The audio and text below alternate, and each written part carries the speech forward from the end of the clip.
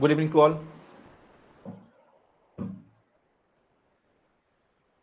Sound जा रहा है? प्रॉपर साउंड जा रहा है?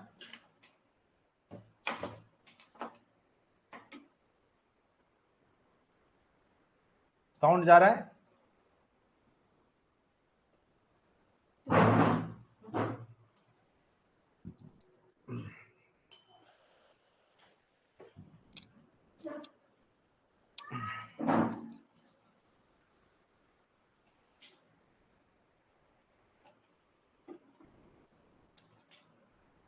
अभी हम लोग जितने भी प्रीवियस ईयर के जो क्वेश्चन पूछे गए हैं बीपीएससी में आज तक साइंस के, वो सारे कवर करेंगे। ठीक है, देखिए जहां तक हो जाए, उम्मीद कीजिए कि हो जाएगा टोटल। ठीक है, अगर नहीं तो दूसरे दिन होगा।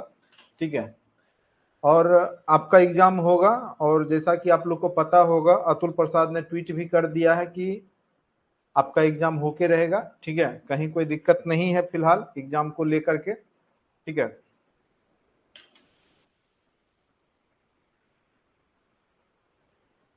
तो आप लोग जो है अपना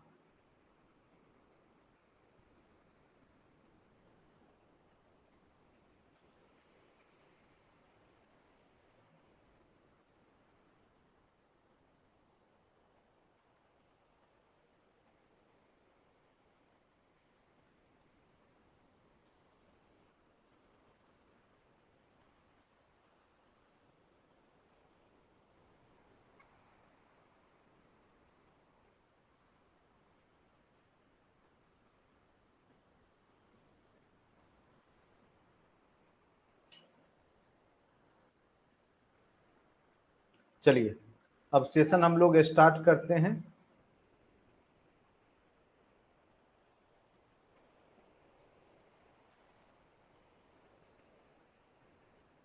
और ये प्रीवियस ईयर के सारे क्वेश्चन हैं जो अभी तक पूछे गए हैं, और मतलब जब से बीपीएससी आया है क्या क्या साइंस में क्वेश्चन पूछे गए हैं, वो सारे क्वेश्चन का कलेक्शन है। स्क्रीन शेयर हो रहा है, कहीं कोई दिक्कत तो नहीं है? Good evening to all, good evening. बहुत कम टाइम बचे हैं। साइंस वाले जो भी हैं प्रॉपर अच्छे से जो घटना चक्र हमने प्रीवियस ईयर का वर्षों का जो पीडीएफ भेजा है उसको आप लोग अच्छे से देख लेंगे, निश्चित तौर पे देखेंगे।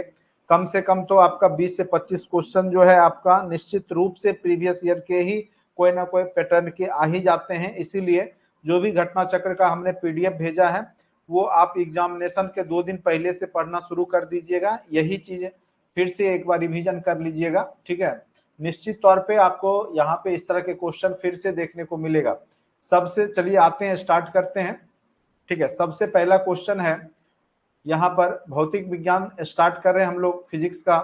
निम्न तत्वों में से किसमें न्यूट्रॉन नहीं होता है? तो आपको भी पता होगा कि हाइड्रोजन के परमाणु संख्या ही 1 होता है, तो इसमें न्यूट्रॉन नहीं होता है। ठीक है, तो यहाँ पे आपका इसमें आपका वैसे हाइड्रोजन के कई अपरूप भी हैं, लेकिन जो हाइड्रोजन है जिसका परमाणु क्रमांक 1 होता है, जो साधारण हाइड्रोजन के समस्थानिक कहलाते हैं या प्रोटियम कहते हैं। ठीक है, उसमें कोई न्यूट्रॉन नहीं होता। एक डायट्रियम एक ट्राइटियम होता है, उसमें होता है, लेकिन ड्यूटेरियम में आपका एक न्यूट्रॉन होगा, चूंकि वहां पे 1s2 हो जाता है परमाणु संख्या और परमाणु द्रव्यमान। नीचे ये आपका परमाणु संख्या है, ऊपर परमाणु द्रव्यमान है, तो आप लगभग दुगुना के बराबर होता है परमाणु भार या परमाणु द्रव्यमान जिसको बोलते हैं। ठीक है, तो यहाँ पर आपको पता होगा कि जो आपका द्रव्यमान होता है, प्रोटॉन प्लस न्यूट्रॉन की संख्या या इलेक्ट्रॉन प्लस न्यूट्रॉन की संख्या ही क्या होती है, किसी भी परमाणु का जो है टोटल द्रव्यमान होता है। तो स्वाभाविक सी बात है, अगर आपका 1h1 की बात करें, 1h1, तो यहाँ पे आपका परमाणु संख्या 1 है और द्रव्यमान भी 1 है, तो आपका यहाँ पे किसी भी प्रकार का यहाँ पर न्यूट्रॉन नहीं होता है साधारण हाइड्रोजन में। लेकिन जब हमारा ड्यूटेरियम और ट्राइटियम आ जाएगा तो उस केस में यहाँ पे आपका क्या हो जाता है, 1h2 और एक हो जाता है आपका 1s3। तो ड्यूटेरियम और ट्राइटियम के केस में यहाँ पे आपका एक न्यूट्रॉन हो जाएगा और यहाँ 2 न्यूट्रॉन हो जाएगा। ठीक है, लेकिन स्पेशल केस होगा तब। सिंपल हाइड्रोजन बोले कितने न्यूट्रॉन होते हैं, या पूछे इनमें से किसके पास न्यूट्रॉन नहीं होता है, तो याद रखिएगा किसके पास नहीं होता है, तो हाइड्रोजन के पास नहीं होता है। अगर ऑक्सीजन के पास पूछे तो ऑक्सीजन का परमाणु संख्या 8 होता है और परमाणु द्रव्यमान 16 होता है। तो अगर आपका न्यूट्रॉन पूछेगा तो स्वाभाविक सी बात है न्यूट्रॉन इक्वल टू द्रव्यमान में से आपका परमाणु संख्या घटा देंगे तो क्या हो गया, 8 हो गया। उसी प्रकार से अगर नाइट्रोजन का पूछे तब उसका भी 7 हो जाएगा, ठीक है। तो ये सब अपना समझते ही होंगे आप लोग, कहीं कोई दिक्कत तो नहीं हो रहा है आप लोग को, आवाज में साउंड में प्रॉपर जा रहा है अच्छे से। एसएसटी वाले क्यों नहीं देख सकते, एसएसटी में साइंस अगर सब्जेक्ट के कुछ भी क्वेश्चन पूछे जाएंगे तो इसमें देखने में क्या खराबी है, ठीक है।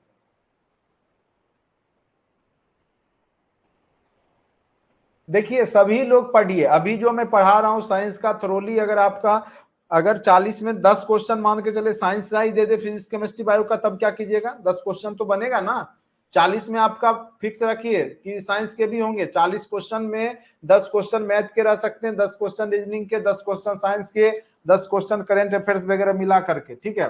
तो साइंस पढ़ के रखिए, ठीक है। साइंस में अभी पढ़ा रहे हैं तो पढ़ लीजिए, क्या दिक्कत है, अभी चलेगा। अभी एक डेढ़ 2 घंटा में पूरा साइंस हो जाएगा आपका, पूरा केमिस्ट्री बायो सब हो जाएगा, काहे टेंशन ले रहे हैं। प्रीवियस ईयर वर्षों का क्वेश्चन है, तो पूरा थोड़ी पढ़ा रहे हैं अभी आपको, जो आज तक पूछे गए वही है, ठीक है। और घबराइए नहीं, एसएसटी वाला भी जितना भी है इसमें हिस्ट्री, ज्योग्राफी, पॉलिटी, इकोनॉमिक्स सारा का हम करवा देंगे, जिससे कि आप लोग को एग्जामिनेशन में आपको कहीं कोई दिक्कत नहीं होगा, ठीक है। तो हमने हर संभव प्रयास किया कि किस प्रकार से आपकी तैयारी हो, ठीक है। तो हर एक प्रकार के मटेरियल नोट्स हम आपके बीच में लाए हैं और आपका तैयारी का बेहतर करने का प्रयास किया है। तो इसीलिए आप लोग घबराइए नहीं, जो करवा रहे हैं करते रहिए आराम से, ठीक है। चलिए अब है एंगस्ट्रम, किसका इकाई है, तो आपको पता ही होगा तरंग दैर्घ्य को एंगस्ट्रम में मापा जाता है। जैसे कई बार आपको तरंग दैर्घ्य को लेकर के क्वेश्चन पूछा जाता है, तो तरंग दैर्घ्य को जो है किसमें मापा जाता है, या तरंग दैर्घ्य की इकाई क्या है, एंगस्ट्रम, या एंगस्ट्रम किसकी इकाई है, तो तरंग दैर्घ्य का। और आपको पता होगा कि एक एंगस्ट्रम बराबर होता है 10 पे पावर माइनस 10 मीटर, ठीक है। 10 पे पावर माइनस 10 मीटर होता है, ये याद रखिए, ये भी क्वेश्चन पूछा हुआ है। एक एंगस्ट्रम किसके बराबर होता है, तो 10 पर पावर माइनस 10, ठीक है। प्रकाश वर्ष कई बार पूछा, अभी भी आया, देखिए 66 जो बीपीएससी हुआ है उसमें भी पूछा था, प्रकाश वर्ष किसका मापक है, तो दूरी का मापक है। प्रकाश वर्ष किसका मापक है, तो दूरी का। लगेगा क्या, समय का मापक होगा, वर्ष है तो, ठीक है। लेकिन ऐसा बात नहीं है, ये दूरी का मापक होता है। और पूरे वर्ष में जो है प्रकाश जो है, यहाँ प्रकाश द्वारा एक वर्ष में जितना दूरी तय किया जाता है उसको प्रकाश वर्ष कहते हैं। और एक प्रकाश वर्ष किसके बराबर होता है, कितना मीटर के बराबर, तो 9.46 गुने 10 पर पावर 15 मीटर। तो ये डाटा भी याद रखिएगा, 9.46 इंटू 10⁻15 मीटर, ठीक है। ये आपका, और सबसे बड़ी दूरी का जो मापक होता है, इकाई होता है, वो पारसेक होता है, ठीक है। पारसेक होता है, याद रखिएगा, सबसे बड़ा मापक दूरी का पारसेक आवृत्ति में मापा जाता है। तो आपको पता ही होगा हर्ट्ज, हर्ट्ज जो है आवृत्ति को किसमें मापा जाता है, तो हर्ट्ज में मापा जाता है, जिसका सूचक एच जेड होता है, हर्ट्ज, ठीक है। आवृत्ति का एसआई मात्रक हर्ट्ज होता है। और एक मनुष्य जो होता है वो 20 से 20,000 हर्ट्ज की आवृत्ति ही सुन सकता है, ठीक है। इससे ज्यादा पराश्रव्य किरणें, सॉरी, ये पराश्रव्य ध्वनि नहीं सुन सकता है, ठीक है। या तो 20 हर्ट्ज से कम या 20,000 हर्ट्ज से ज्यादा की ध्वनि मनुष्य नहीं सुन सकता है, ठीक है। लेकिन कुछ जानवर हैं जो इस ध्वनि को सुन सकते हैं, जैसे कुत्ता, बिल्ली, ये सब जो है 20,000 हर्ट्ज से भी ज्यादा की ध्वनि को सुन सकते हैं, लेकिन मनुष्य नहीं सुन सकता है, ठीक है। तो यहाँ पर जो है आवृत्ति का जो है एसआई यूनिट हर्ट्ज होता है। कई बार यह क्वेश्चन पूछा गया, और ये सब हम लोग उधर भी जब पढ़ रहे थे तो उसमें हमने आपको बताया था। घड़ी में प्रयोग होने वाला जो कार्ड क्रिस्टल होता है वो क्या चीज का बना होता है, तो वो सिलिकॉन ऑक्साइड डाइऑक्साइड का बना होता है, ठीक है। सिलिकॉन डाइऑक्साइड का ये आपका क्रिस्टल बना होता है, क्वार्ट्ज। तो घड़ी में जो प्रयोग होने वाला जो क्वार्ट्ज क्रिस्टल वो सिलिकॉन आयोडाइड होता है। यद्यपि प्रकृति में प्राकृतिक रूप से इनमें से कुछ रॉक क्रिस्टल और राइन स्टोन के रूप में पाए जाते हैं, वस्तुतः जिनका वाणिज्यिक रूप से प्रयोग होता है वे मानव निर्मित हैं। क्वार्ट्ज क्रिस्टल का प्रयोग रेडियो टेलीविजन में भी किया जाता है। तो जो आपके घड़ी का जो मटेरियल होता है आप देखते होंगे, ठीक है, तो उसमें सिलिकॉन डाइऑक्साइड का प्रयोग किया जाता है। किसका प्रयोग किया जाता है, सिलिकॉन डाइऑक्साइड। अगर अन्य धातु का किया जाएगा तो उसमें जंग लग सकता है, इसीलिए यहाँ पे क्वार्ट्ज धातु का प्रयोग किया जाता है। तो क्वार्ट्ज जो है क्रिस्टल सिलिकॉन डाइऑक्साइड होता है, क्या होता है, तो सिलिकॉन डाइऑक्साइड, SiO2, ठीक है। हर्ट्ज मापा, देखिए ये क्वेश्चन बहुत इंपॉर्टेंट है, इसका मतलब बार बार पूछ रहा है, इसीलिए आपको 65th में भी पूछा है। देखिए 2019 में जो हुआ 65th का प्री, उसमें भी पूछा, 66 में भी पूछा है, ठीक है। तो ये हर्ट्ज वाला, आवृत्ति वाला अति महत्वपूर्ण है, और मनुष्य सुनता है 20 से 20,000 हर्ट्ज। विद्युत शक्ति का इकाई आप लोग को पता ही होगा। देखिए यहाँ कंफ्यूज हो जाते हैं, कई लोग कंफ्यूज हो जाते हैं, विद्युत शक्ति है तो मार के आ जाते हैं एम्पियर, ठीक है। तो ये आपका वोल्ट मापा जाता है, यहाँ पे विद्युत शक्ति जब भी मापा जाएगा, जो आप यूज यूनिट करते हैं, ठीक है, वो वाट में मापा जाता है। किस में मापा जाता है? वाट में। तो ये याद रखिएगा। तो विद्युत शक्ति का जो एसआई मात्रक होता है वो वाट होता है, और विद्युत शक्ति इक्वल टू क्या होता है? कार्य बटे समय, जितना आप वर्क बटे W/T होता है, ठीक है। जितना भी आप पावर विद्युत शक्ति कंज्यूम करते हैं, ठीक है, कितना कार्य होता है कितना समय के लिए, तो उसको जो मापा जाता है वो वाट में मापा जाता है। 1000 वाट, 2000 वाट, 36,000 वाट, इस तरीका से वाट में मापा जाता है, ठीक है। विद्युत शक्ति की इकाई क्या है? वाट। अब देखिए ये क्वेश्चन आपका जो है 63rd में पूछा गया था, दृश्य स्पेक्ट्रम के तरंग दैर्ध्य की सीमा क्या होती है, जिसको कि आप देख सकते हैं, ठीक है, वो उसकी सीमा क्या है। तो जो भी कलर है उसका जो तरंग दैर्ध्य होता है, लाल जो भी है, बैंगनी, पीला आप लोग पढ़ते होंगे, जैसे बैंगनी कलर हो गया, नीला हो गया, आसमानी हो गया, हरा हो गया, पीला हो गया, नीला हो गया, ये हो गया पीनाला, उसके बाद नारंगी हो गया, फिर लाल हो गया, ठीक है। तो ये सब जो कलर होता है, ठीक है, तो ये सब का जो होता है दृश्य स्पेक्ट्रम जो होता है वो किसके बीच में होता है? तो 3900 से 7600 के बीच में होता है इसका एंगस्ट्रम, ठीक है। तो याद रखिएगा।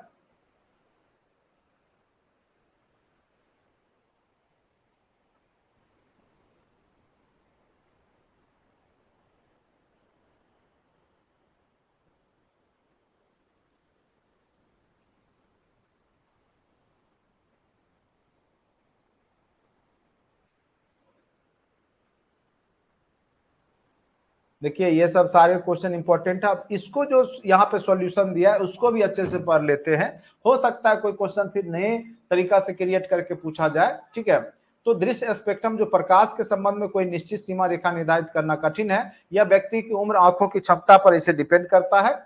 सामान्य तौर पर इसकी सीमा जो है 320 नैनोमीटर से 860 नैनोमीटर, एंगस्ट्रम में इसका मान 3200 से 8600 होगा तक माना जाता है। अमेरिकी अंतरिक्ष एजेंसी नासा ने इसकी सीमा 380 से 700 नैनोमीटर, और एनसीईआरटी की पुस्तक में इसकी सीमा 400 से 700 जो है नैनोमीटर लिखी गई है। अतः परीक्षार्थी प्रश्न के विकल्प के अनुसार इस परास के भीतर निकटतम जो बिंदु है, देखिए ऐसे ये होना चाहिए था 3900 से 7800 भी दे सकता था, लेकिन अगर जो भी इसके आसपास है तो वो सीमा को 3900 न्यूनतम, उससे कम नहीं देख सकता है, और यहाँ इसीलिए यहाँ पे 3900 7600 वाला मारा गया, ठीक है।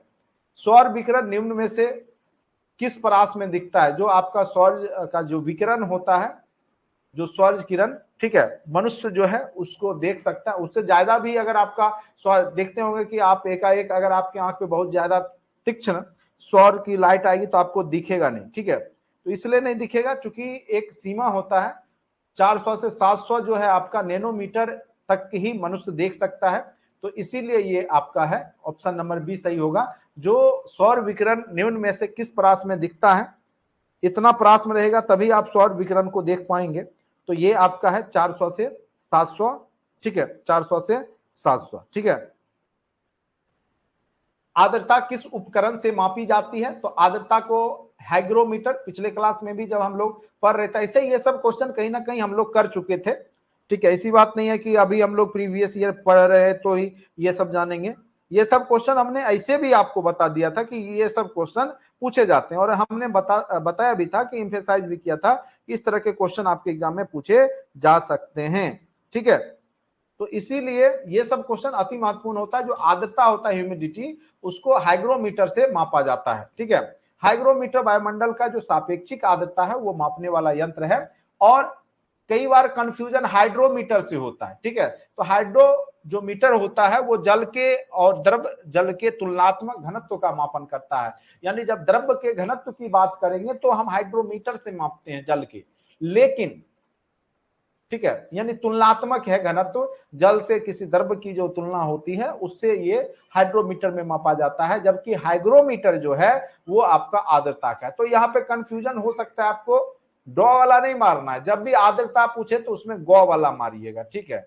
दाब, प्रेशर आपको हमने बताया था, प्रेशर क्या होता है, फोर्स बटे एरिया, और इसको हम पास्कल में भी मापते हैं। ऐसे हम इसको न्यूटन पर, चूंकि फोर्स बटे एरिया होता है, तो देखिए प्रेशर दाब इक्वल टू क्या हो गया, बल बटे क्षेत्रफल। बल को हम न्यूटन में भी माप सकते हैं, न्यूटन बटे क्षेत्रफल को एरिया का, ठीक है। तो लंबाई स्क्वायर या जो भी क्षेत्रफल स्क्वायर जब एरिया होता है तो हम लोग मीटर स्क्वायर में लिखते हैं ना उसको, एरिया को, क्योंकि वो लंबाई गुने चौड़ाई होगा। तो न्यूटन पर मीटर स्क्वायर भी इसको हम लिख सकते हैं, या इसको लिख सकते हैं न्यूटन पर वर्ग मीटर स्क्वायर, वर्ग मीटर, सॉरी वर्ग मीटर, इसको ये भी बोला जा सकता है दाब का। तो मात्रक क्या हो गया आपका, न्यूटन पर वर्ग मीटर, क्या हो गया दाब, तो दाब की इकाई क्या हो गई, न्यूटन पर वर्ग मीटर, ठीक है। कहीं आपको दिक्कत नहीं होगा, बस अच्छे से आप लोग देखते जाइए। और देखिए रटने से ज्यादा हर एक चीज को समझने का प्रयास कीजिए, ये साइंस है। हिस्ट्री ज्योग्राफी आप रट के भी काम चला लेते हैं, लेकिन साइंस को थोड़ा बहुत भी अगर आप समझेंगे तभी आपका जो है यह कुछ होगा, ठीक है, समझ में आएगा और एग्जाम तक जाएगा। और एग्जाम की तैयारी में लगे रहिए, ठीक है। अब भी अगर आप लोग को डाउट है, अगर हमारी बातों पे भरोसा नहीं हो रहा है, तो अब आप लोग समझिए, हम तो आपको उस दिन से भी बोल रहे, कई लोग जो परेशान थे, टेंशन थे, अब तो अतुल प्रसाद जी ने भी दे दिया है कि अभी कोई भी परीक्षा रद्द नहीं होगी, ऐसा उनका कोई प्लान नहीं है, ठीक है।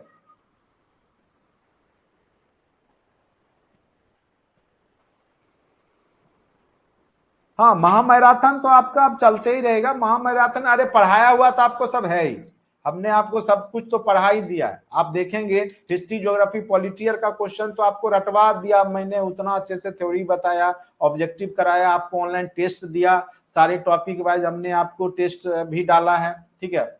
और फिर 15 टेस्ट भी लिए है, तो आपका तैयारी बेहतर है, कहीं कोई दिक्कत नहीं है, ठीक है।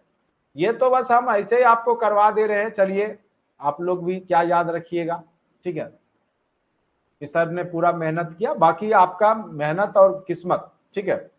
और ऑब्जेक्टिव में आपका मेहनत है, मेंस तो है नहीं जो राइटिंग वाला, जो उसमें किस्मत पे भी आपका जो है 2-4 नंबर कम आ ज्यादा और देता है, ठीक है। यह तो आप जितना बनाएंगे उतना नंबर आ जाएगा आपको, ऑब्जेक्टिव सारे क्वेश्चन होते हैं। और देखिए दाब का मात्रक जो है आपका पास्कल भी होता है, ठीक है। दाब का मात्रक देखिए यहाँ पर फिर आ गया, तो दाब का मात्रक प्रेशर को, अब देखिए इनमें से कोई नहीं हो जाएगा, इसमें से कोई ऑप्शन है ही नहीं, क्योंकि अगर यहाँ पे वर्ग सेंटीमीटर दे दिया है, किलोग्राम वर्ग मीटर रहता तो कुछ सोच भी, उसमें भी आपका जो है दाब होता है फोर्स, फोर्स को अगर हम लिखेंगे भी तो इसको हम लिख सकते हैं, इसको अगर आप दिमाग लगाइएगा तो फोर्स बटे एरिया होता है, ठीक है। अगर हम फोर्स को लिख सकते हैं तो m इंटू ए, तो मास को केजी में मापेंगे, और एस्लेशन क्या हो जाएगा, एम ए होता है ना, तो आपका जो है एस्लेशन का यहाँ पर जो है मात्रक मीटर पर सेकेंड स्क्वायर दे देंगे, पर सेकेंड स्क्वायर। और फिर आपका क्षेत्रफल अगर हम देते हैं, ठीक है, फोर्स इक्वल टू और एस्लेशन बटे उसके बाद एरिया, एरिया को अगर हम सेंटीमीटर स्क्वायर भी अगर आप मान के चलिए, अगर सेंटीमीटर में भी अगर हम लोग लिखते हैं, ये हो गया। और ये देखिए अब देखिए ये क्या हो गया, केजी मीटर पर second square into centimetre square, तो ऐसा कुछ भी ऑप्शन यहाँ है नहीं, इसलिए ऑप्शन नंबर क्या हो जाएगा, ई हो जाएगा, ठीक है।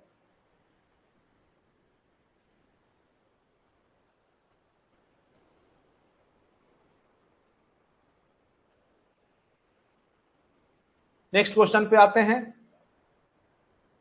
निम्नलिखित में से कौन सी राशि अदिश राशि, हमने आपको बताया था जिसमें केवल मैग्नीट्यूड हो, दिशा नहीं हो, वो अदिश राशि होते हैं, और जितने भी फंडामेंटल क्वांटिटी हैं वो सारे अदिश होते हैं। अब देखिए बल में आपका फोर्स इंटू एरिया होता है, और फोर्स में बल में आपका डायरेक्शन होता है, वेग में भी आता है तो आपको डायरेक्शन होता है, जबकि चाल में नहीं होता है। दाब, प्रेशर आपका क्या हो जाता है, अदिश राशि होता है। क्योंकि जब आप दाब लगाते हैं किसी वस्तु पे प्रेशर, तो वस्तु भी लगाती है, तो चारों ओर से लगता है, तो कोई एक प्रॉपर इसका डायरेक्शन नहीं होता, इसीलिए दाब क्या है, एक अदिश राशि है, जबकि त्वरण भी क्या है, सदिश राशि है। तो ये बल, वेग और त्वरण सदिश राशि है, जबकि दाब क्या है आपका, अदिश राशि है। ठीक है, ऑप्शन नंबर बी इसका सही जवाब हो जाएगा। साइंस वाले जो भी लोग हैं, साइंस वाले बता दे रहा हूं, अच्छे से सुनिए।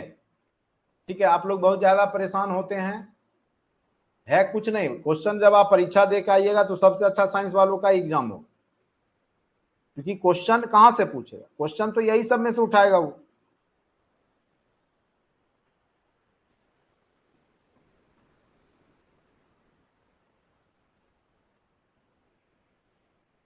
अब देखिए, निम्नलिखित में से किस राशि का कोई मात्रक नहीं है, पिछले भी क्लास में हमने बताया था। देख रहे हैं ना, आपको जो भी क्वेश्चन है वो सब आपको करवाया हुआ है। आप देखिएगा फिजिक्स का जो भी हमारे जो भी पीडीएफ हमने दिया था आपको, ऑब्जेक्टिव का शुरुआत से ही भी करवाया है। तो विकृति हमने बताया था कि इसका कोई भी मात्रक नहीं होता है, आप देख लीजिए पिछले क्लास में भी रिकॉर्डेड सेशन में होगा। ठीक है, तो ऐसा नहीं है कि यहाँ पे जो हम ऑब्जेक्टिव करा रहे हैं तभी आपका जो है बनेगा, ये सब हो चुका है आपका विकृति। ठीक है, विकृति जो होता है आप किसी भी तरीके से उसको विकृत कर सकते हैं, उसका जो है मतलब उसका रूप परिवर्तन कर सकते हैं।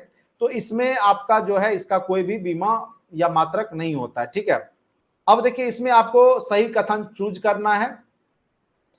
तो लाल प्रकाश का तरंग दैर्घ्य बैंगनी प्रकाश से कम होता है, लाल प्रकाश का तरंग दैर्घ्य बैंगनी प्रकाश से ज्यादा होता है। तो सबसे ज्यादा आपका लाल का ही होता है। बैंगनी आह पीनाला अभी तुरंत हमने बताया और आप लोगों ने भी लिखा। पीनाला, नाला मतलब यहाँ पे बैंगनी, नीला, आसमानी, हरा, पीला, नारंगी, लाल। ठीक है,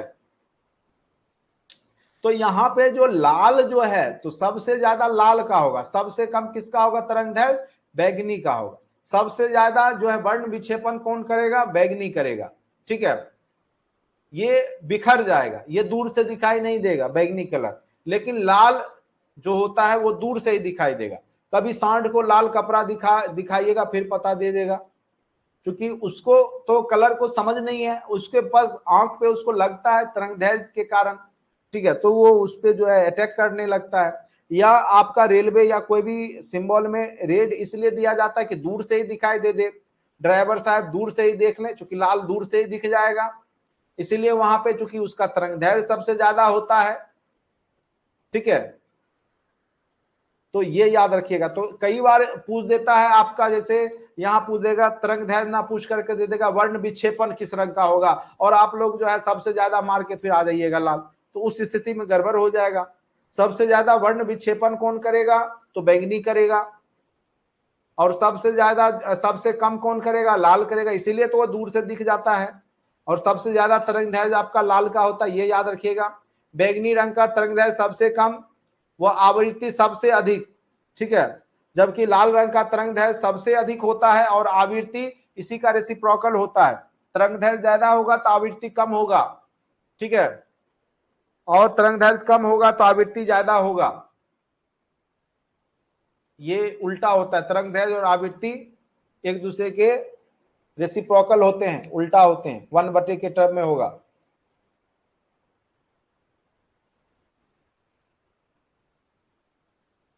जब दिन में पानी पर साबुन की फिल्म दिखाई देती है, आप देखते होंगे जब साबुन की फिल्म दिखाई, जब दिन में पानी पर साबुन की फिल्म दिखाई देती है झाग में, तो वह सुंदर रंग दिखता है। जब झाग को देखिएगा तो एकदम चमकेगा, विभिन्न कलर में दिखेगा। यह घटना क्या है, तो यह घटना अपने आप में क्या है, प्रकाश का व्यतिकरण।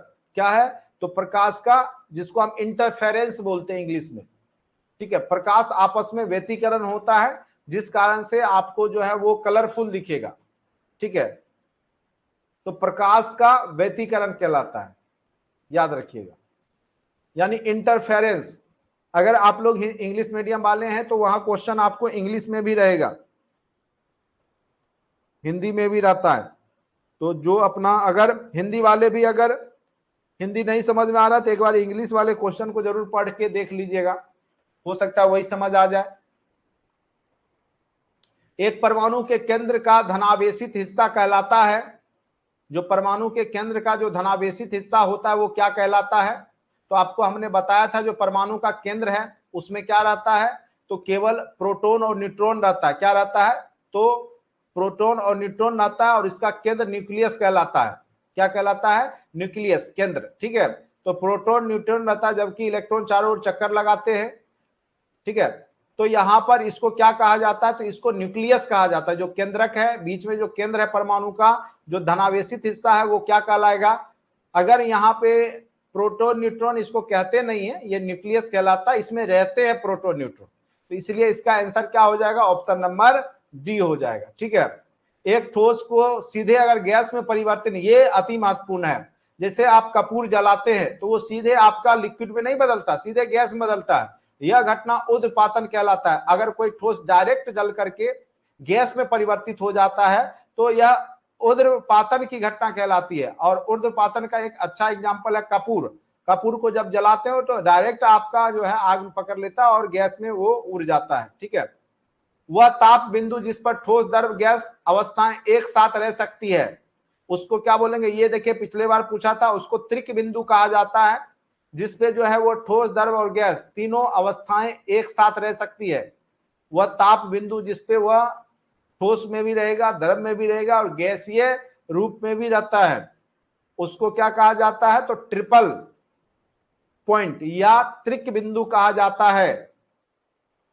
ठीक है, और यह अगर आप देखिएगा 273.16 केल्विन यानी 0.01 डिग्री सेल्सियस जल का त्रिक बिंदु है। इस पे यह द्रव, जल, ठोस यानी बर्फ, जलवाष्प तीनों रूप में पाए जा सकते हैं। इस डिग्री पर आप देखते होंगे फ्रिज खोलते होंगे तो धुआं टाइप का निकलता है, तो वो क्या है? पानी का वेपर। तो उस डिग्री पर यानी 0 डिग्री से कह सकते हैं आसपास, तो 0.01 डिग्री सेल्सियस पे वो बर्फ में भी रह सकता है, गैस में भी यानी वो वेपर के रूप में रह सकता है और लिक्विड में भी रह सकता है। ठीक है, तो ये स्थिति होती है, इसीलिए वाटर का जो है यह त्रिक बिंदु कहलाता है। याद रखिएगा। कॉस्मिक किरणें क्या होती हैं? अब बताइए, आवेशित कण है, अनावेशित कण है, आवेशित और अनावेशित दोनों हो सकते हैं। तो ये याद रखिएगा, आपका ये आवेशित कण होते हैं। जो आपका कॉस्मिक किरणें होते हैं वो पॉजिटिव जो आवेशित होते हैं, क्या होते हैं? धनात्मक रूप से। ठीक है, आवेशित होते हैं। कॉस्मिक किरणें विद्युत चुंबकीय स्पेक्ट्रम का भाग नहीं है, ये उच्च ऊर्जा के आवेशित कण है जो अंतरिक्ष में लगभग प्रकाश के गति के समान गमन करते हैं। 2G, 2G में G क्या होता है?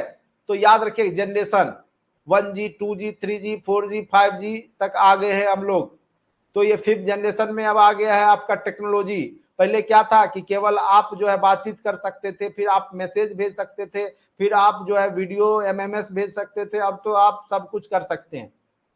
ठीक है, तो 2G दूसरी पीढ़ी हो गई बेतार संचार प्रौद्योगिकी का, यानी आप लोग जो भी वायरलेस कनेक्शन रहता है।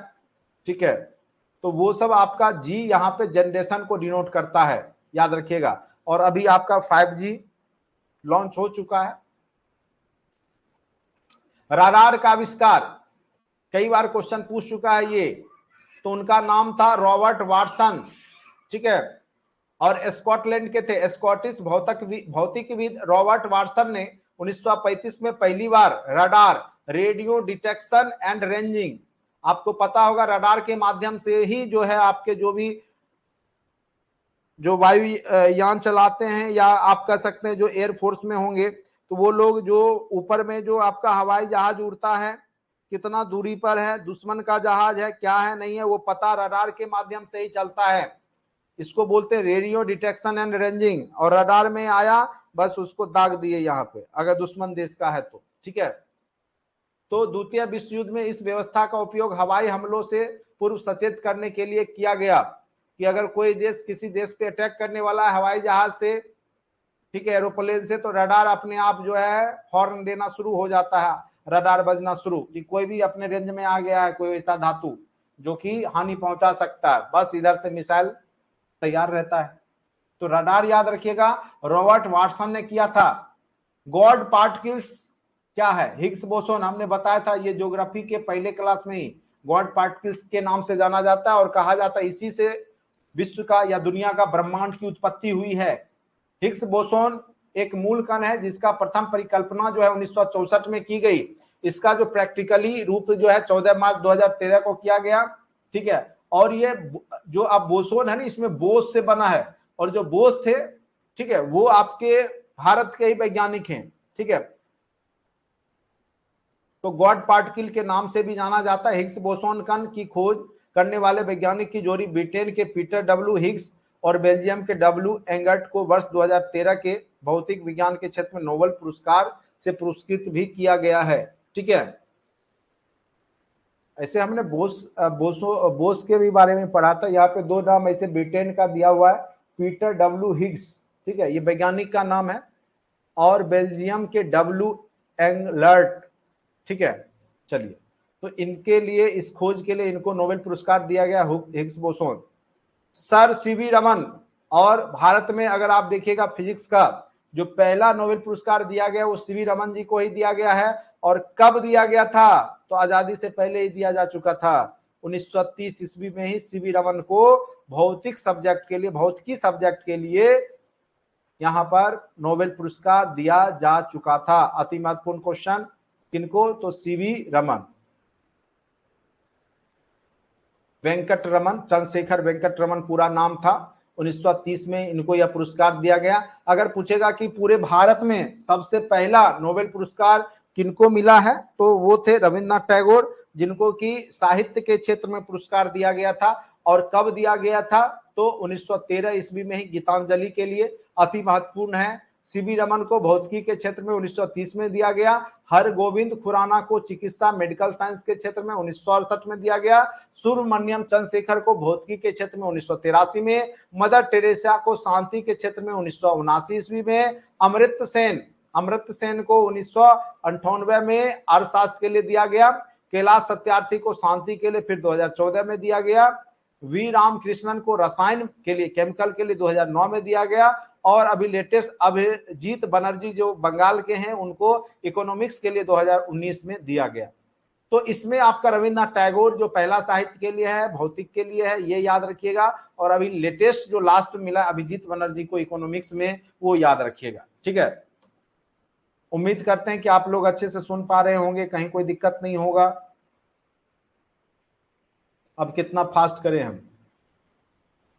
अच्छा, और फास्ट करें? नहीं, कितना फास्ट करें भाई?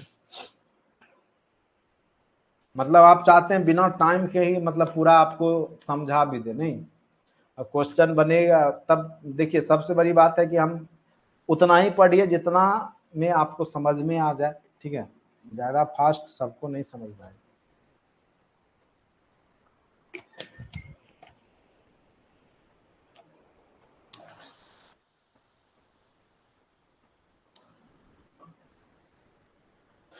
जो लोग एसटीटी के लिए साइंस या अन्य सब्जेक्ट के लिए होंगे, खास करके सोशल साइंस और साइंस, वो जुड़ सकते हैं।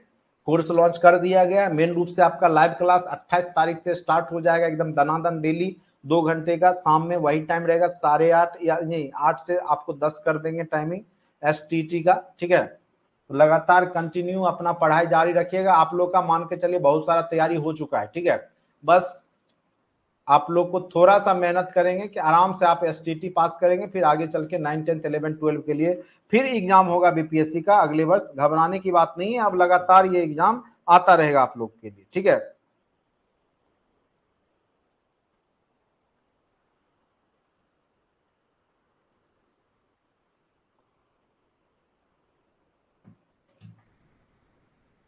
टेलीस्कोप की खोज किस वैज्ञानिक ने की थी? जो टेलीस्कोप है उसका खोज जो है गैलीलियो ने किया था, जिसको आप दूरबीन भी कहते हैं। दूरबीन की खोज किसने किया था? तो गैलीलियो ने किया था। यह भी चर्चा हमने किया था कल, हम जब पुनर्जागरण पढ़ा रहे थे तो उसमें भी चर्चा हुआ था गैलीलियो के बारे में। इस सदी की शुरुआत में हवाई जहाज का आविष्कार किसने किया था? तो ये तो सभी लोग जानते हैं, राइट ब्रदर्स ने किया था। 2 भाई थे। एक माइक्रोन, ये देखिए हमने कई बार आपको बताया, डेसी सेंटी मिली माइक्रो। तो deci 10⁻⁻1, centi 10⁻⁻2, deci centi milli 10⁻⁻3 और माइक्रो 10⁻⁻3। 6। ठीक है, अगर हम इसको मिमी में बदलेंगे तो ये क्या हो जाएगा आपका, बताइए, मिली में बदलेंगे तो आप इसको 10 पे पावर 6 को आप लिख सकते हैं ना, 1 माइक्रोन के बराबर आप लिख सकते हैं इसको 10 पे पावर -3 गुने 10 पे पावर -3। ठीक है, तो इसको आप बोल सकते हैं 1/1000, इसको आप लिख सकते हैं ना 1/1000, और इसको आप लिख सकते हैं, चूंकि ये क्या चीज हो गया 10 पे पावर -3 आपका हो गया डेसी सेंटी मिली, तो मिलीमीटर हो गया ये, तो mm इसको लिख सकते हैं मिलीमीटर, तो 1/1000 मिलीमीटर हो गया, यानी 1/1000 को हम ये भी लिख सकते हैं या 10 पे पावर -3 मिलीमीटर। तो यही चीज में आपको आंसर पूछ रहा है, तो 1/1000 मिलीमीटर, उम्मीद करते समझ गए होंगे। यानी 10 पे पावर महीना ये आपका माइक्रोन किसके बराबर होता, तो हमने आपको याद कराया था, याद कीजिए फिजिक्स में, deci centi milli micro nano pico femto atto बताया था। तो उस केस में हमने आपको बताया था शुरुआत में 1 1 बढ़ाना है 3 तक, फिर 3 3 को बढ़ाना है, तो यहाँ पे 10 पे पावर -6 हो गया किसका, माइक्रोन के बराबर। तो 10 पे पावर -6 को आप लिख सकते हैं 10 पे पावर -3 इंटू 10 पे पावर -3, और 10 पे पावर -3 को क्या बोलते हैं, डेसी सेंटी मिली, तो ये मिलीमीटर हो गया, तो ये mm हो गया, और इसको रहने देंगे, और इसको इस तरीका से लिख सकते हैं, तो 1/1000 मिलीमीटर हो गया। तो साइंस के क्वेश्चन बस रहते वही हैं, बस आपको थोड़ा बहुत इधर उधर करके पूछ देगा। अब देखिए ये क्वेश्चन बताइए, पिछले क्लास में बताया था हमने 40 डिग्री सेल्सियस का मान फ़ारेनहाइट स्केल में क्या होगा, याद कीजिए क्या बताया था हमने, C-0/100, फिर K-273/100, फिर हमने क्या बताया था, F-32/180। फॉर्मूला पुट कीजिए, डिग्री सेल्सियस में है, इसको और इसको ले लेंगे। ठीक है, तो इसको जब इसको लीजिएगा तो ये क्या हो जाएगा, C-0/100 इक्वल टू F-32/180। इसको काटिए 20 25 100, 20 नमा 180, और C का मान यहाँ पे 40 डिग्री में है, तो 40 को गुना कर दीजिए 9 से, तो 360 हो गया, इक्वल टू 0, तो 0 ही हो जाएगा, 5F माइनस 32 पचे कर लीजिए, 32 पचे कितना हो गया, 5 दूनी 10 का 0, बाकी 1, 5 तिया 15, 1 16, यही हो गया, 32 पचे कितना हो गया आपका 160 हो गया, तो माइनस 160 हो गया। जब आप इसको इधर कीजिएगा तो 360 प्लस 160 यही हो जाएगा, इक्वल टू 5F हो गया। ये दोनों को जोड़ लीजिए, 0 6 6 12 का 2, बाकी 1 520, अब फिर इक्वल टू 5F, तो F इक्वल टू क्या हो गया, F इक्वल टू क्या हो गया आपका, बताइए, F इक्वल टू 520 बटे क्या हो गया 5, तो ये 5 से कितने बार में कटेगा, बताइए, 5 एकम 5 और 104, 104 पचे 520, तो हो गया, क्या हो गया आंसर 104। तो ये आपका किस में बदल गया, फ़ारेनहाइट में बदल गया। तो ये सब देखिए, ये क्वेश्चन पूछा हुआ है कब, 64वीं बीपीएससी में, और जब हमने टेम्परेचर बताया था तो उस समय आपको हमने एम्फेसाइज किया था कि ये क्वेश्चन बीपीएससी पूछता है, देखिए पूछा हुआ है ना। तो आपको ये सब जब आप बनाइएगा तो आपको और भी पता चलेगा कि सर ने बिल्कुल सही डायरेक्शन में आपको पढ़ाया था। ठीक है, हमने आपको बिल्कुल प्रॉपर गाइडेंस में प्रॉपर सही तरीके से जो क्वेश्चन पूछता है, जितना डेप्थ में जाता उतना ही हम डेप्थ में गए थे। ठीक है, आप देख पा रहे होंगे जो भी क्वेश्चन आपके सामने आ रहा है लगभग आपको दिखा दिखा सा महसूस हो रहा होगा। ठीक है,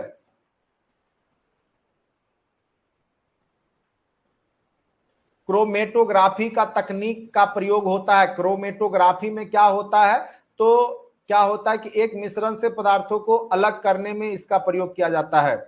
किसी मिश्रण से विभिन्न पदार्थ को जो अलग करने की जो प्रक्रिया है वह क्रोमेटोग्राफी कहलाता है। अति महत्वपूर्ण है, क्रोमेटोग्राफी क्या है कि एक मिश्रण से विभिन्न पदार्थों को अलग करने की प्रक्रिया।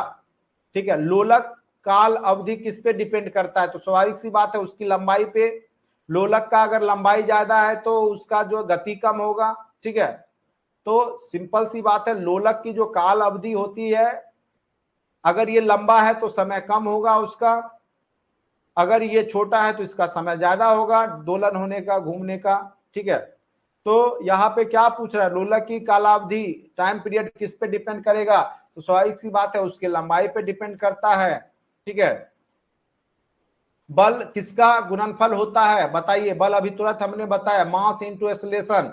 मास मतलब द्रव्यमान, मास मतलब द्रव्यमान, एक्सेलरेशन मतलब त्वरण। तो आप बताइए क्या हो जाएगा, द्रव्यमान गुने त्वरण, क्या हो जाएगा आंसर। जो आपका बल होता है वो द्रव्यमान और त्वरण का ही गुणनफल होता है। समझ गए आप लोग, कहीं कोई दिक्कत नहीं है। त्वरण कैसे ज्ञात किया जाता है तो हमने बताया था, नहीं, आरंभिक वेग जो इनिशियल वेलोसिटी जो होता है और आपका अंतिम वेग। ठीक है, तो जब अंतिम वेग में से इनिशियल वेलोसिटी घटाते हैं और टी से भाग देते हैं, वही एक्सेलरेशन होता है।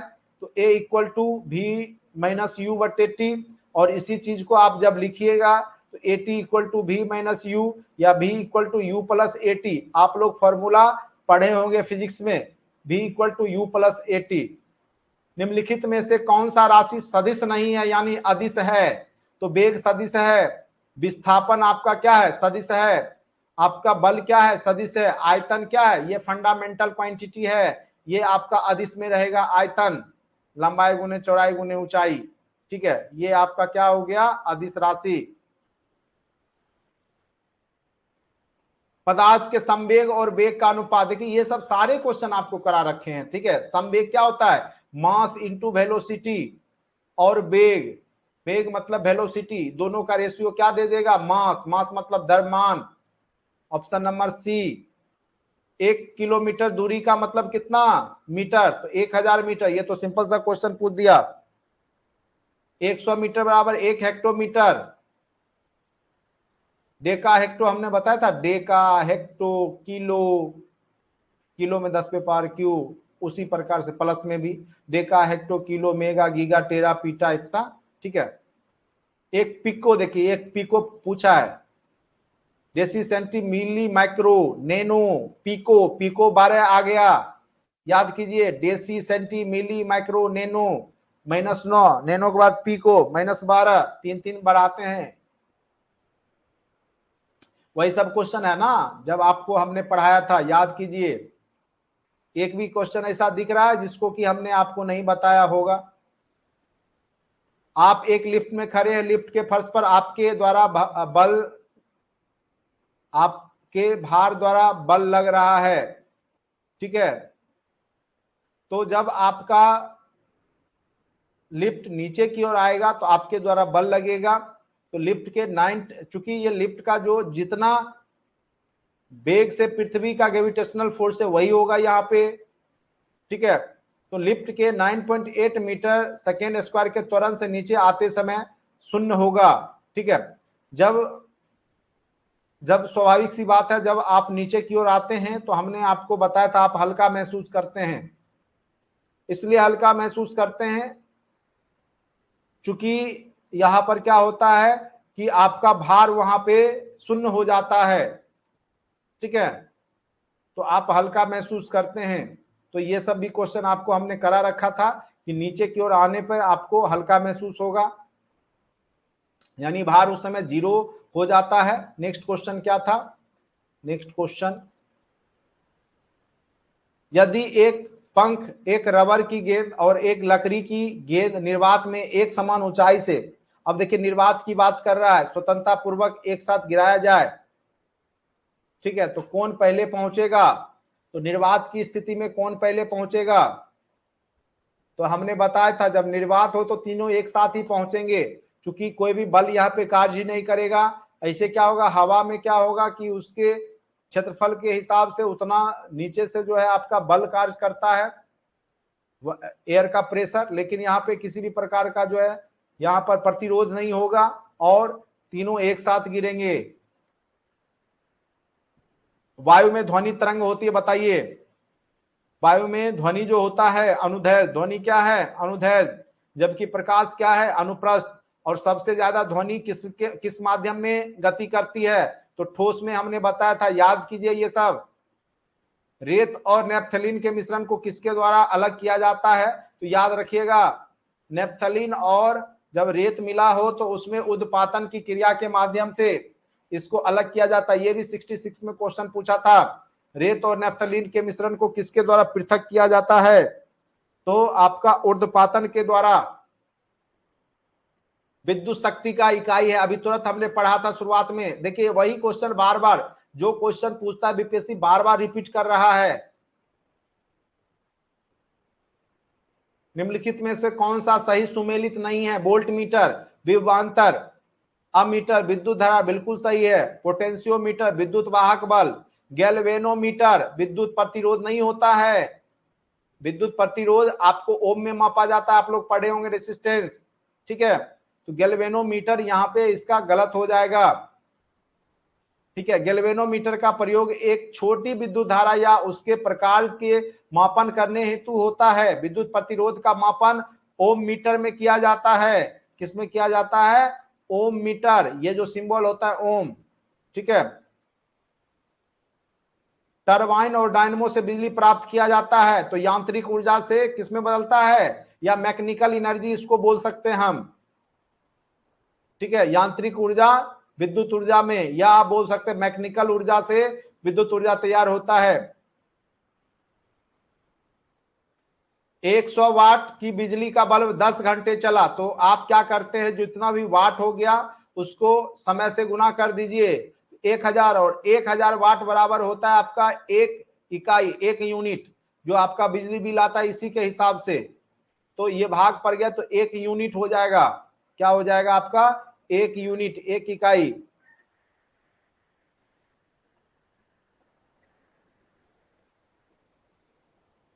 दो समानांतर प्रतिरोध वाले सर्किट, मान के चलिए दो समानांतर प्रतिरोध वाला सर्किट है,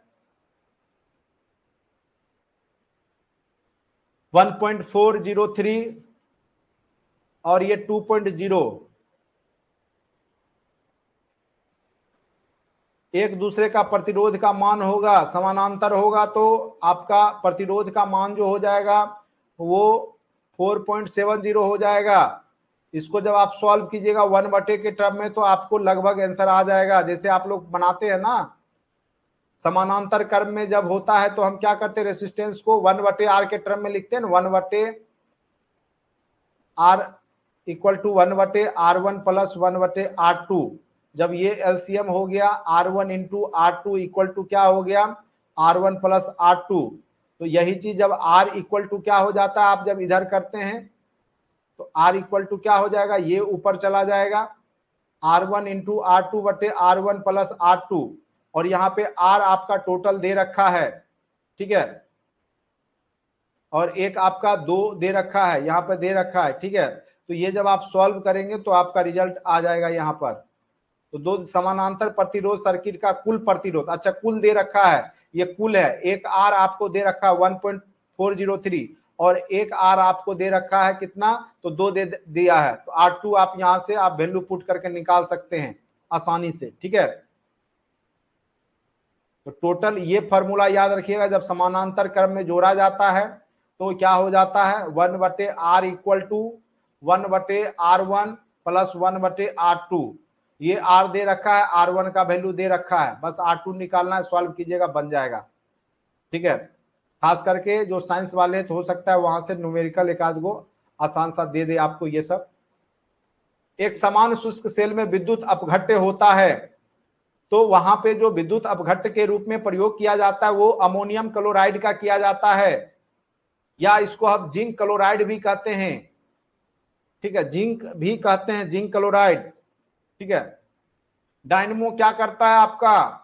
तो यांत्रिक ऊर्जा को किस में बदलता है? विद्युत ऊर्जा में, ठीक है, यही करता है ना। डायनमो जब नाचता है डायनमो, ठीक है, तो उससे क्या हो जाता है? आपका बिजली तैयार हो जाती है टरबाइन वगैरह चला के, तो इसी माध्यम से ना एनर्जी आपको प्राप्त किया जाता है, बिजली। विद्युत मोटर में क्या होता है? विद्युत मोटर में आपका क्या होता है कि विद्युत ऊर्जा किसमें बदलती है? यांत्रिक ऊर्जा में। जैसे पंखा चलाते हैं, जब आप इलेक्ट्रिसिटी देते हैं तो वो नाचता है, यानी वो विद्युत ऊर्जा किसमें बदल गया? यांत्रिक ऊर्जा में बदल गया। कहीं कोई दिक्कत नहीं होगा, ठीक है। चलिए समझ गए होंगे आप लोग। विद्युत धारा निम्न में से किस उपकरण से मापी जाती है? तो देखिए वोल्ट मीटर, विभवांतर, अमीटर, विद्युत धारा याद कीजिए, ठीक है। अमीटर का प्रयोग किया जाता है विद्युत धारा मापने में, अति महत्वपूर्ण है, ठीक है, याद रखिएगा। विद्युत धारा को अमीटर में मापा जाता है।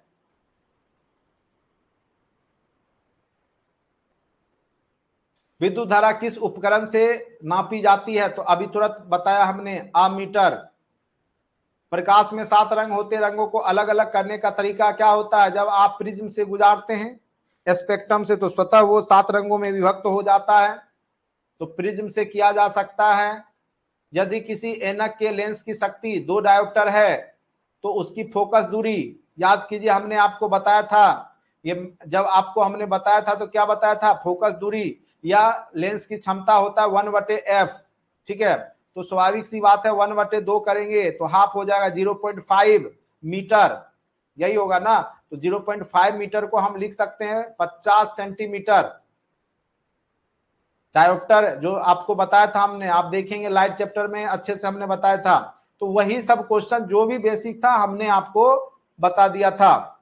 और याद रखिएगा जो आपका अभिसारी लेंस होता है जिसको हम उत्तल बोलते हैं, उसमें आपका प्लस सिंबल होगा क्षमता में, जबकि अपसारी में आपका क्या होता है? माइनस सिंबल होता है, याद रखिएगा। तो ये अभी आपका कौन सा लेंस हो गया? तो अभिसारी लेंस हो गया, यानी आपका उत्तल लेंस, ठीक है। चलिए, चुंबकीय सुई किस तरफ संकेत करेगा? स्वाभाविक सी बात है उत्तर की ओर, क्योंकि आपका नॉर्थ पोल है वो अपने ओर खींचता है, तो जो चुंबक का जो है आपका नॉर्थ, उत्तर की ओर ही आपका सुई मुख करता है।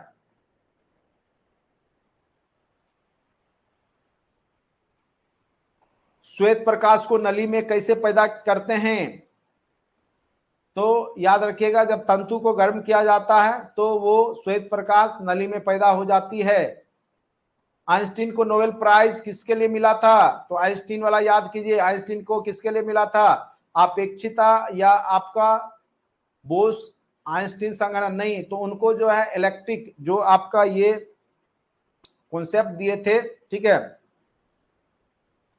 इलेक्ट्रोलाइट वाला, ठीक है, लाइट और विद्युत प्रभाव, प्रकाश का विद्युत प्रभाव, ठीक है, उसके लिए इनको अब यही इसके लिए आइंस्टीन को जो है नोबेल प्राइज दिया गया था। और 1921 ईस्वी में अल्बर्ट आइंस्टीन को प्रकाश के विद्युत प्रभाव, ठीक है। विद्युत उत्पन्न करने के लिए कौन सी धातु का उपयोग किया जाता है? स्वाभाविक सी बात है। और ये परमाणु संयंत्र में लोहा का तो किया नहीं जाएगा, एल्यूमिनियम किया नहीं जाएगा, किसका किया जाएगा? यूरेनियम, चूंकि यही रेडियोधर्मी पदार्थ है जिसका प्रयोग नाभिकीय रिएक्टर में बिजली बनाने के लिए किया जा सकता है। इसका आंसर क्या हो जाएगा? Option number A. कमरे को ठंडा किया जा सकता है जब संपीड़ित गैस छोड़ेंगे, एसी वाला यही करता है ना, संपीड़ित गैस को संपीड़ित कर देता है, जिससे आपका क्या हो जाता है, और वो गैस छोड़ता है तो वो ठंडक आपको महसूस करता है। एसी क्या करता है? गैस को, वायु को क्या करता है? संपीड़ित कर देता है।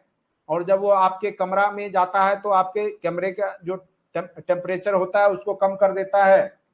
आमतौर पर सुरक्षा फ्यूज लगाने के लिए प्रयोग किया जाता है किस तार का जो तुरंत गल जाए?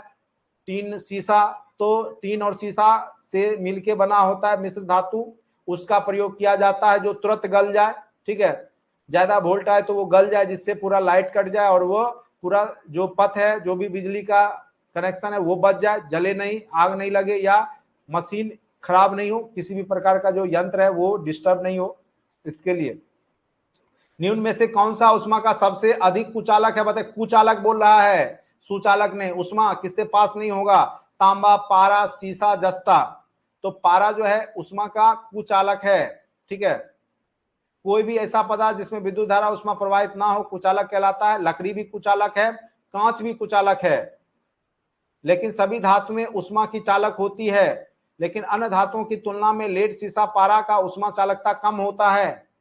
लेड की उष्मा चालकता लगभग 34.7, जबकि पारा की उष्मा चालकता 8.31। तो इसमें जो भी चालकता की बात है, तो इसमें जो ऑप्शन है उसके हिसाब से सबसे कम चालकता पारा का ही है, ठीक है। चूंकि लेड शीशा का है आपका 34.7, देखिए थोड़ा बहुत सब में पास होता है लेकिन बहुत कम होता है, लेकिन सबसे कम पारा का होता है, इसीलिए यहाँ पे सबसे अधिक कुचालक कौन सा है, ऐसा नहीं है कुचालक है, ये पूछा है सबसे अधिक कुचालक कौन है, तो उसमें आपका हो गया पारा। पास करता है लेकिन बहुत कम उष्मा। अतिचालक का लक्षण क्या है, तो इसमें क्या होगा कि शून्य पारगम्यता, ठीक है,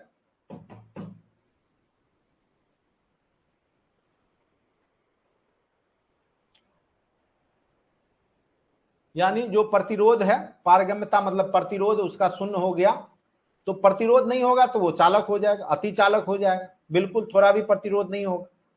अगर प्रतिरोध करेगा तो फिर वो सेमीकंडक्टर हो जाएगा। गर्म करने पर एक अर्धचालक का प्रतिरोध, स्वाभाविक सी बात है, जब गर्म कीजिएगा तो उसका प्रतिरोध क्या हो जाएगा, घट जाएगा, तभी तो उसकी चालकता बढ़ती है, तो घटता है। गर्म करने पे अर्धचालक का प्रतिरोध क्या होता है, घटता है, और उसकी चालकता बढ़ती है तो घट जाता है, ठीक है। अर्धचालक ऐसे ठोस पदार्थ हैं जिनकी विद्युत प्रतिरोधकता चालकों से अधिक परंतु कुचालकों से कम होती है। अर्धचालक का प्रतिरोध ताप बढ़ने पर क्या हो जाता है, कम होता है। ठंडक के दिनों में लोहे के गुटकों और लकड़ी के गुटकों को प्रातः काल छुएं तो लोहे का गुटका ठंडा लगता है, क्यों, क्योंकि लोहा क्या होता है, उष्मा का अच्छा चालक होता है, और जो उष्मा होता है टेम्परेचर, ठीक है, तो लकड़ी की तुलना में लोहा उष्मा का अच्छा चालक होता है, तुरंत गर्म भी हो जाएगा तुरंत ठंडा भी हो जाता है, ठीक है। तो इसीलिए आपको सुबह सुबह जो है ज्यादा आपको ठंडा महसूस होता है। एक पंखा गर्मी के मौसम में आराम अनुभूति इसलिए देता है, ये सब आपको करा रखे हैं। जब आपका पंखा चलता है तो हमारा शरीर हवा में अधिक गर्मी विकृत करता है, पंखा ये भी नहीं, हवा चला हमारा पसीना क्या हो जाता है, तेजी से वाष्पित होता है। ये सब सारे क्वेश्चन हमने करा रखे हैं। कमरे में रखा रेफ्रिजरेटर का दरवाजा खोलकर नहीं रखना चाहिए, ठीक है, अगर खोल दीजिएगा तो वो कमरा आपका जो है गर्म हो जाएगा, आपको लगेगा कि रेफ्रिजरेटर खोलने से गर्म हो जाएगा, ऐसा ठंडा हो जाएगा, बिल्कुल नहीं होगा, और गर्म हो जाएगा। अगर आपको अंततः कमरे को थोड़ा गर्म कर सकते हैं, ठीक है, अगर आप रेफ्रिजरेटर को खोल देते हैं फ्रिज को तो आपका जो कमरा है वो और गर्म हो जाएगा।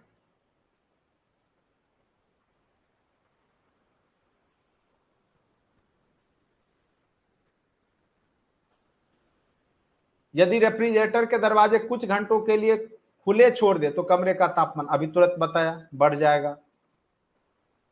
निम्नलिखित में से गलत कथन का चयन कीजिए, ठीक है। अब इसमें से आपको कपास गर्मियों में कपड़े के रूप में उपयोग के लिए उपयुक्त है क्योंकि यह नमी को अवशोषित करता है, बिल्कुल सही है, ये नमी को अवशोषित करता है कपास, इसीलिए तो हम लोग कॉटन का कपड़ा गर्मी में पहनते हैं, कपास से ही ना कॉटन बनता है, कॉटन कपास जो आप सूती कपड़ा बोलते हैं वो किससे बनता है, तो कपास से बनता है। तो स्वाभाविक सी बात है आप गर्मियों में पॉलिस्टर पहनना पसंद नहीं करेंगे। सीडी बनाने के लिए पॉलीकार्बोनेट का प्रयोग किया जाता है, बिल्कुल सही है ये भी। एक्रेलिक को कृत्रिम रेशम भी कहा जाता है क्योंकि यह कपास से तैयार होता है, ये गलत है। टेफ्लॉन का उपयोग नॉन स्टिक रसोई के सामान, बिल्कुल होता है, टेफ्लॉन वाला बोलते हैं टेफ्लॉन का है ये, ठीक है। तो ये ऑप्शन नंबर सी आपका यहां पे गलत है।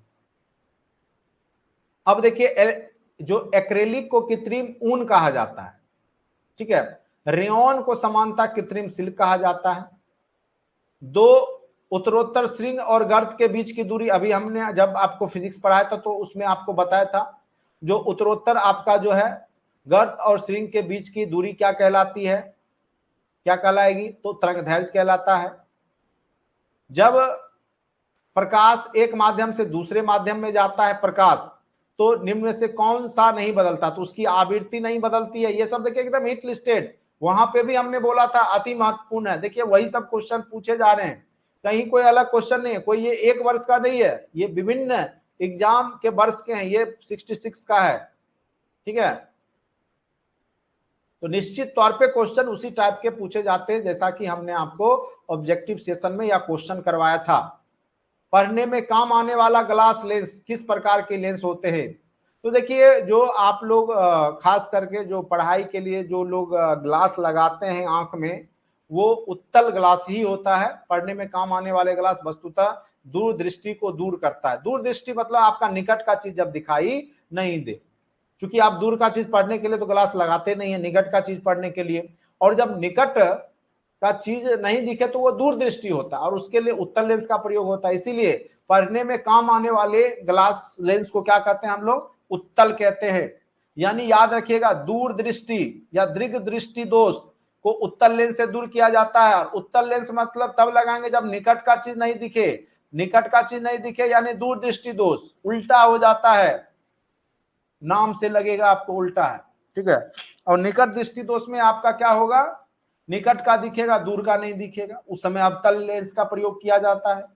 दर्पण के सामने खड़े एक व्यक्ति को अपना प्रतिबिंब अपने से बड़ा लगता है, इसका तात्पर्य है कि दर्पण का प्रकार है, किस प्रकार का है? तो कोई भी दर्पण में बड़ा तभी होगा जब वह अवतल दर्पण के सामने होगा, छोटा चीज बड़ा दिखता है।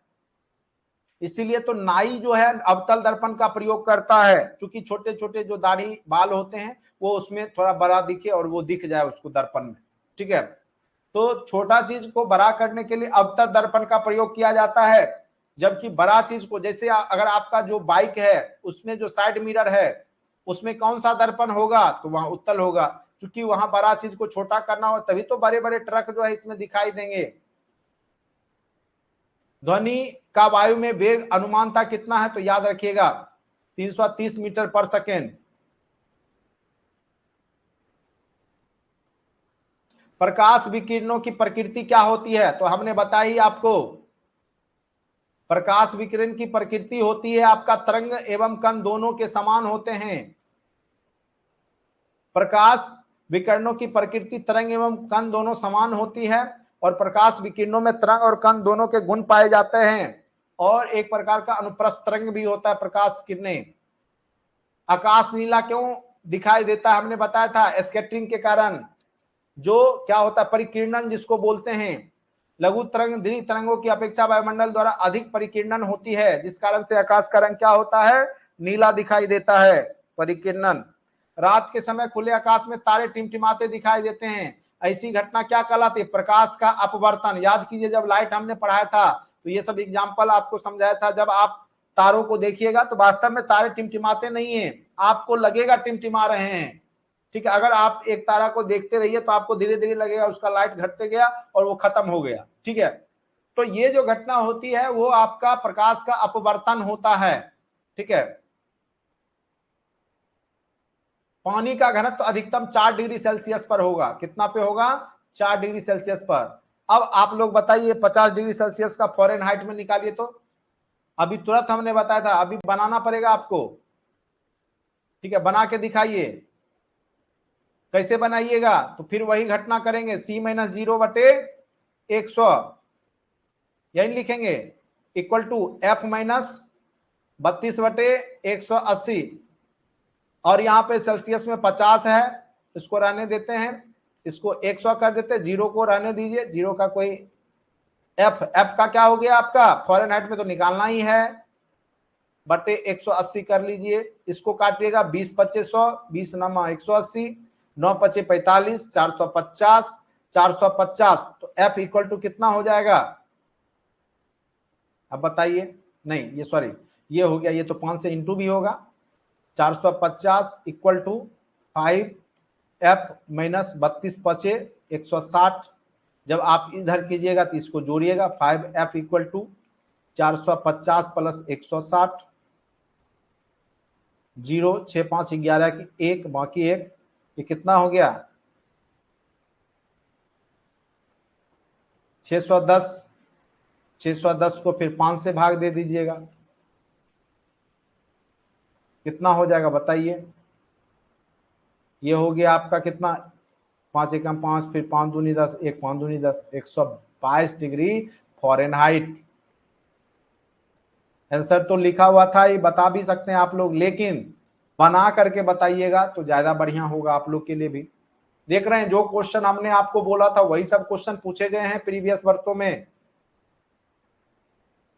ठीक है। तो इतना ही जानिए, जिन लोगों ने अच्छे से कोर्स को देखा है, अच्छे से भरोसा किया है, निश्चित तौर पे उनकी सफलता निर्धारित है, निश्चित तौर पे वो सफल होंगे। अब जिन्होंने भरोसा करके देखा ही नहीं, कंटेंट में पड़े रह गए, सारे वीडियो कोर्स को ले लिया लेकिन देखा ही नहीं, तो कहां से होगा, रिजल्ट कैसे बनेगा? बाद में फिर आप लोग टीचर को गाली दीजिएगा कि ठग लिया, पैसा लेके पढ़ाया नहीं, ठग लिया।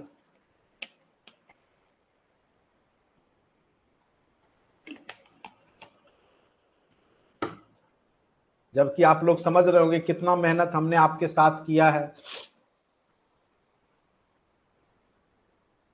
हर एक सब्जेक्ट को हमने आपको अच्छे से बताया है, कोई सब्जेक्ट नहीं छोड़ा, मैथ, रीजनिंग, हर एक सब्जेक्ट को हमने अभी तक बताया है। जो भी समझने वाला था वो भी, जो रटने वाला था हमने पीडीएफ भी आपको दिया है भरपूर मात्रा में, करेंट अफेयर्स भी दिया है, कोई भी चीज हमने छोड़ा नहीं। अगर आप लोग उतना मटेरियल को पढ़े होंगे अच्छे से तो कहीं कोई दिक्कत नहीं होगा, और अभी भी आप लोग बना पा रहे होंगे आसानी से। देखिए ये सब क्वेश्चन हमने कराया हुआ, ऐसी बात नहीं है कि अभी मैं करा रहा हूं। अब बर्फ का टुकड़ा आपको हमने बताया था, जब पिघलता है तो कोई फर्क नहीं पड़ता है, क्या होगा? देखिए यही क्वेश्चन है, बर्फ का एक टुकड़ा पानी के से लबालब भरे बीकर में तैर रहा है, जब पूरी बर्फ पिघल जाए तो क्या होगा? कुछ नहीं होगा। क्या होगा? पानी उतना ही रहेगा, जल स्तर नहीं बदलेगा, ये तो बताया था ना। क्योंकि बर्फ 1/10 भाग ही उसका ऊपर रहता है। वर्षा की बूंद गोलाकार आकृति होता है, किस कारण से? ये भी हमने बताया था, पृष्ठ तनाव के कारण से। सबसे ज्यादा श्यानता होती है तो यहाँ पे देखिए शहद में होगा, जिसमें चिपचिपापन जिसको कह सकते हैं आप।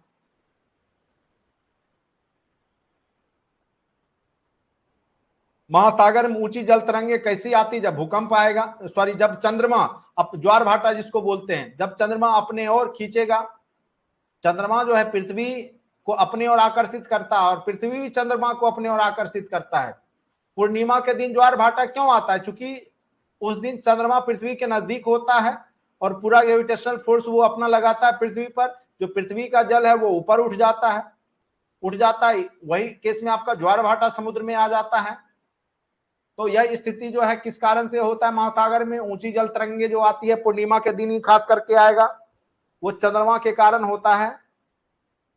जब एक पत्थर को चांद की सतह से पृथ्वी पर लाया जाए तो क्या होगा? उसका द्रव्यमान बदल जाएगा, उसका भार बदल जाएगा, भार बदल जाएगा लेकिन द्रव्यमान सेम ही रहेगा। या आप यहां से भी अगर चंद्रमा पे कोई वस्तु को ले जाइएगा तो चूंकि भार mg पे डिपेंड करता है वहां के गुरुत्वाकर्षण और मास पे, लेकिन मास वही रहता है, सेम ही रहता है। तो ग्रेविटी का मान बदलता है, मास सेम ही रहता है, तो द्रव्यमान आपका नहीं बदलता है, केवल और केवल क्या बदलता है? तो भार बदलता है। क्योंकि भार बदलने के पीछे ग्रेविटी बदल जाता है। चंद्रमा का अपना गुरुत्वाकर्षण बल होता है, पृथ्वी के गुरुत्वाकर्षण का 1/6 भाग होता है वो। प्रेशर कुकर में खाना जल्दी पक जाता है, सेम क्वेश्चन, वही सब क्वेश्चन। अब कहिएगा हमने इसको देख के बनाया था, बिल्कुल नहीं बनाया था। सारे क्वेश्चन हमने एनसीईआरटी बुक के सार संग्रह से लिए थे और वही सब क्वेश्चन यहाँ बीपीएससी में पूछा गया अभी तक। तो उच्च दाब के कारण पानी जो होता है जल्दी उबलने लगता है।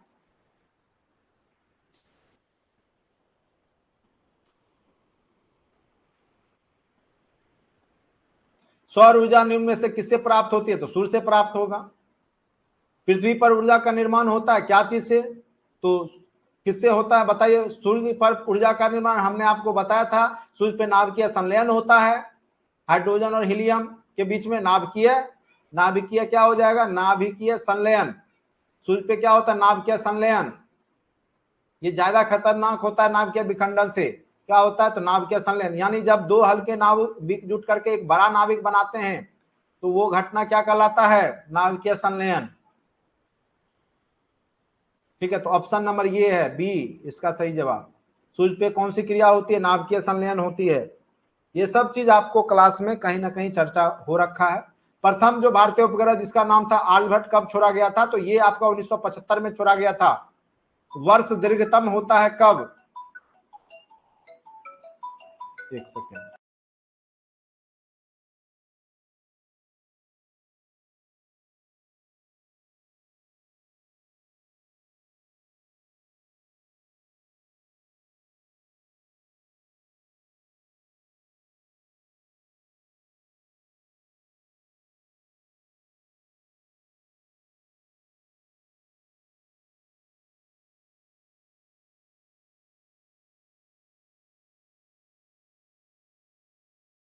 म्यूट हमने किया है।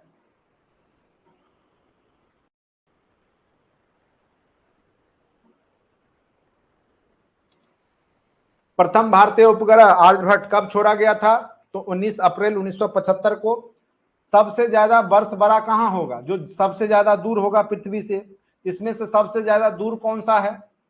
अब तो प्लूटो को ग्रह नहीं माना गया, लेकिन प्लूटो यहाँ पे ऑप्शन है, तो इसलिए सबसे ज्यादा जो दूर होगा वहां पे सबसे बड़ा वर्ष होगा। आपको पता होगा बुध पे जो है 88 दिन में ही वर्ष हो जाता है, जबकि पृथ्वी पे 365 दिन में होता है। विद्युत चुंबकीय तरंगों का जो वेग होता है वो कितना होता है? तो 3 गुने 10 पे पावर 8 मीटर पर सेकेंड। इसी को इनवर्स भी हम लिख सकते हैं, एमएस इनवर्स। सूर्य के प्रकाश का धरती पे कितने समय में पहुंचता है ये बताइए, कई बार पूछे जा चुके हैं। तो 8 दशमलव, ठीक है, ऐसे 8 मिनट 8.5 लिख दिया गया है, लेकिन अगर एग्जैक्ट टाइम पूछेगा तो 8 मिनट लगभग 16 सेकंड के आसपास रहता है। ठीक है, लेकिन अब अगर पूछे, ये चूंकि बहुत पुराना क्वेश्चन है, अगर पूछ दे 8.5 तो इनमें से कोई नहीं ऑप्शन रहता, वो भी मार सकते हैं आप। ये बहुत पुराना पूछ दे, 8 मिनट 16 सेकंड के आसपास लगता है। तो ये आपका जो अभी एग्जैक्ट याद रखिएगा, ठीक है। क्योंकि उस समय 4 ही ऑप्शन आते थे, अब ना जाके आपका ई दे दिया ऑप्शन, इनमें से कोई नहीं, एक से अधिक। सूर्य का प्रकाश पृथ्वी पर पहुंचता है, तो अब देखिए इसमें आपका जो है 8 मिनट में, 6 मिनट में दे दिया। अब देखिए यहाँ क्या दे दिया आंसर, ऑप्शन नंबर ई दे दिया। इसलिए दे दिया क्योंकि जब ऑप्शन नंबर ई आ गया इनमें से कोई नहीं, तो हम मार सकते ही, क्योंकि हमको एग्जैक्ट पता है 8 मिनट 16 सेकंड लगता है।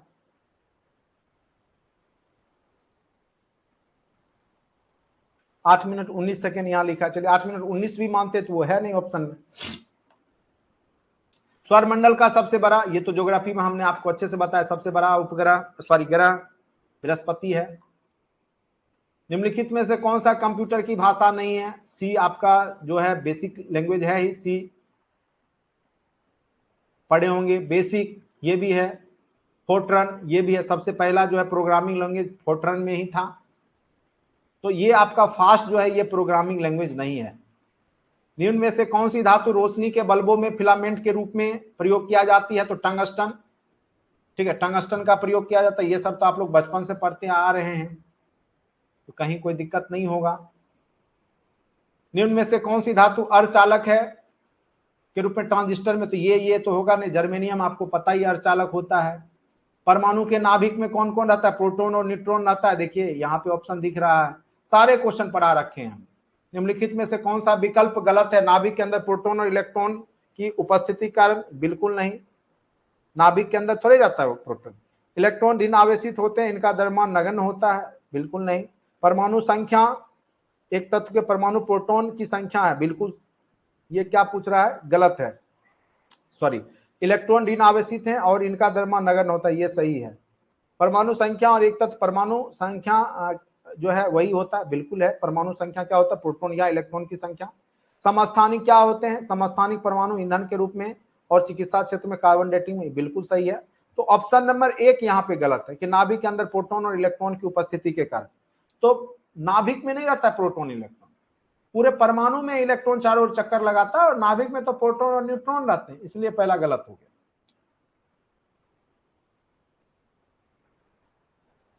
निम्नलिखित में से कौन वैकल्पिक ऊर्जा का सबसे बड़ा, अच्छा वैकल्पिक ऊर्जा, सौर ऊर्जा, तो ये सबसे बड़ा। परमाणु ऊर्जा बिल्कुल नहीं, ज्वारीय ये नहीं। वैकल्पिक ऊर्जा में हम लोग सबसे बड़ा भंडार जो है सौर ऊर्जा ही है।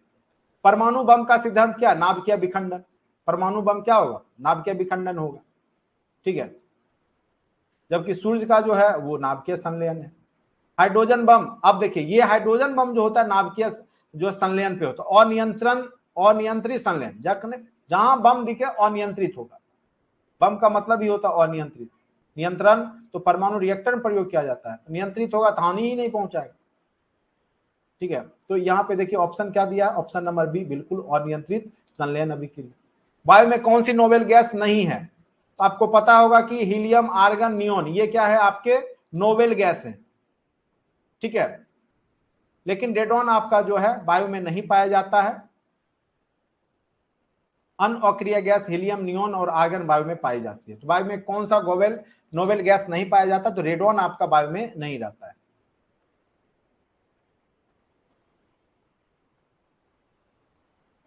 बिजली की खपत का बिल किसके मापन पर आधारित होता है? तो अभी आपको हमने शुरुआत से ही बताया, जो आप यूज करते वाट उसी पे आधारित होता है। निम्नलिखित में सबसे भारी धातु या क्या है? तांबा, एल्युमिनियम, ये तो हल्का है। इसमें तांबा, यूरेनियम, चांदी में सबसे भारी यूरेनियम हो जाएगा, ऑप्शन नंबर बी, जिसका परमाणु संख्या 92 होता है और परमाणु भार 238.08 होता है। इनसेट 2A कब छोड़ा गया? ये आपका उपग्रह है, इसको जो है 10 जुलाई 1992 को छोड़ा गया। कब छोड़ा गया? तो 10 जुलाई 1992 को इनसेट 2A।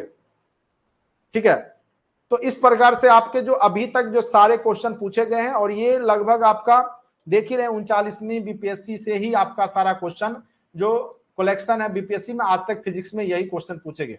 अब आप हमको ये बताइए कि कोई क्वेश्चन ऐसा आपको दिखा जो कि हमने आपको क्लास में नहीं करवाया था, यानी जो प्रीवियस 10 वर्षों में 20 वर्षों में पूछे गए हैं, क्या कोई क्वेश्चन आपको दिखा ऐसा जो हमने आपको फिजिक्स में नहीं कराया था?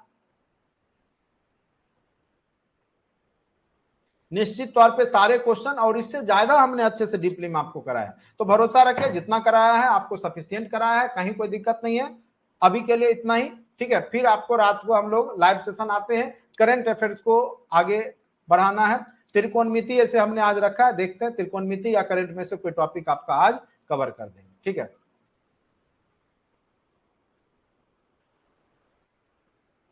ठीक है,